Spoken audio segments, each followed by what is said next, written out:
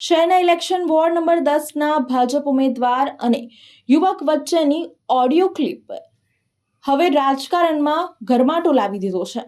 વડોદરાના રાજકારણમાં ફરી એકવાર ગરમાટો જોવા મળી રહ્યો છે। વોર્ડ નંબર 10ના ભાજપ ઉમેદવાર નીતિન ડોંગાએ ક્રાંતિકારી સેનાના યુવક શ્રેયસ પટેલ વચ્ચેની કથિત ઓડિયો ક્લિપ વાયરલ થતા ખળબળાટ મચી ગયો છે। વાયરલ વિડીયોમાં નીતિન ડોંગા આક્રમક મિજાજમાં સંભળાઈ રહ્યા છે, જેમાં તેઓ યુવકને ધમકાવતા અને ખુલ્લો પડકાર ફેંકતા હોવાનો દાવો થઈ રહ્યો છે। જો તું મને નહીં હરાવી શક્યો તો 28 તારીખ પછી તું દુઃખી થઈશ અને તારો પર્સનલ હિસાબ કરીશ જેવી વાતો ઓડિયોમાં સંભળાતી હોવાનો દાવો કરવામાં આવ્યો છે। સમગ્ર મામલો માર્ક્સમેન દ્વારા કરવામાં આવ્યો હોવાનું પોસ્ટર સામે આવ્યું છે।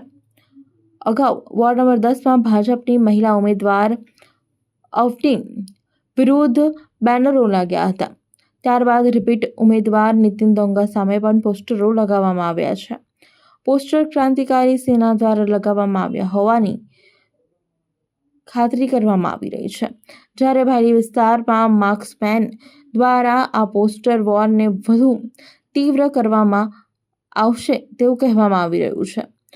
આ ધાકધમકી કથિત વિડીયો ક્લિપને લઈને વડોદરા રાજકારણમાં ચર્ચા ઉઠી છે।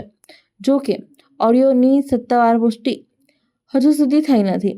આ સમગ્ર મામલે સંબંધિત પક્ષોની પ્રતિક્રિયા આપવાની બાકી છે। તમે જાગૃત થાઓ, એક ખાલી મોઢું